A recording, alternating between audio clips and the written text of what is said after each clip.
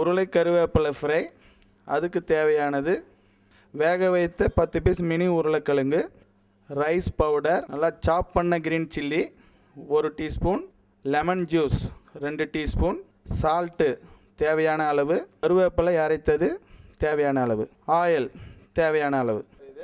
அதனால் இப்போ வந்து நம்ம தேவை அந்த பொட்டோட்டோ வந்து இது உள்ளே போட்டு ஃப்ரை பண்ணுற அளவுக்கு நம்ம எண்ணெய் அதுக்கேற்ற மாதிரி ஊற்றிக்கணும்.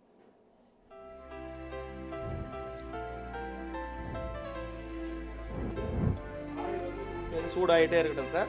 இப்போ வந்து அதுக்கு தேவையான பொருள்லாம் வந்து இப்போ மசாலா மிக்ஸ் பண்ணி இப்போ ஃப்ரை பண்ணுறது இப்போ வந்து ஆயில் சூடாகிட்டு இருக்குது.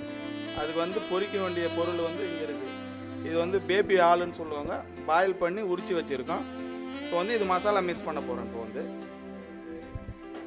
இதுக்கு வந்து இப்போ லெமன் ஜூஸ் ஒரு 2 ஸ்பூன் தேவையான அளவு லெமன் ஜூஸ் இப்போ போட்டாச்சு. சால்ட்டு தேவையான அளவு சால்ட்டு போட்டாச்சு.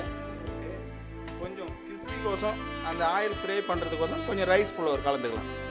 ரைஸ் புலவர் அரிசி மாவு. ஆமாம், அரிசி மாவு கொஞ்சம் ஒரு ஸ்பூன் அளவுக்கு இப்போ கலந்தாச்சு. அதுக்கு தேவையான கொஞ்சம் கார்லிக் ஜிஞ்சர் பேஸ்ட்டு, இஞ்சி பூண்டு விழுது 1 ஸ்பூனு,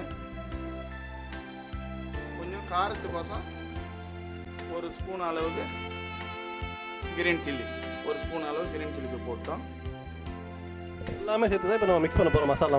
இப்போ வந்து மிக்ஸ் பண்ண போகிறோம். லைட்டாக தண்ணி, சும்மா அதிகமாக தண்ணி ஊற்றக்கூடாது. அதுக்கு தேவையான அளவு கொஞ்சம் லைட்டாக தண்ணி ஊற்றோம். இந்த கார்லிக் இஞ்சி பூண்டு தூளே கொஞ்சம் தண்ணி மாதிரி இருக்கும். லெமன் அதுக்கு எது நம்ம போடுறோம் அதில்?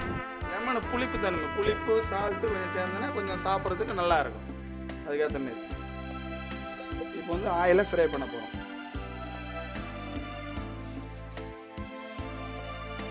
அதில் ஒன்று ஒன்றா போடுறோம். நம்ம நல்லா ஹீட் ஆகிடுச்சு ஆயில். இப்போ வந்து இந்த பச்சை மிளகா வந்து சாப் பண்ணி நல்லா நைஸாக நறுக்கி போட்டதுனால இப்போ வந்து அதில் வந்து எல்லாம் ஒட்டிக்கிட்டு ரைட்டாக இதேமாரி பண்ணி கொஞ்சம் ஆனியன் டொமேட்டோ கொஞ்சம் மசாலா மாரி பண்ணிவிட்டு அதில் ஆட் பண்ணிக்கலாம். Okay okay. இப்போ பொன்னிறமாக ஆயிடுச்சு சார்.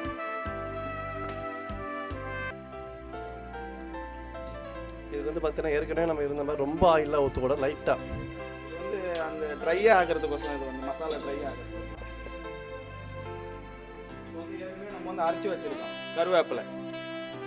அந்த கருவேப்பிலை பார்த்துருப்பீங்க, கருவேப்பிலை ஆட் பண்ண நினச்சிருப்பீங்க. பாருங்கள், இப்போ தான் ஆட் பண்ணுறோம்.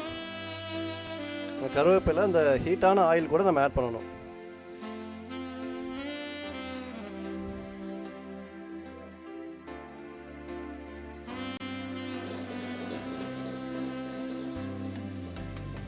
இப்போ இதுக்கும் அந்த கடுகு தேவையில்லை. ஆமாம், இது கடுகு வேணாம் சார். இதில் வந்து மசாலா ஏற்கனவே போட்டு அரைச்சிருக்கு. இது வந்து மசாலா வந்து ஷெஃப் ஸ்பெஷல் மசாலான்ட்டு அரைச்சி வச்சுருக்கு எல்லாமே.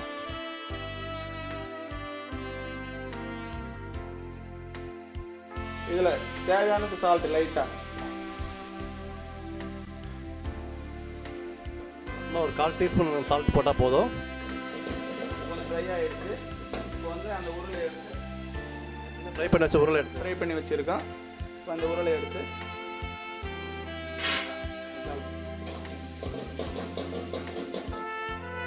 ஓகே. இப்போ கருவேப்பிலை உருளை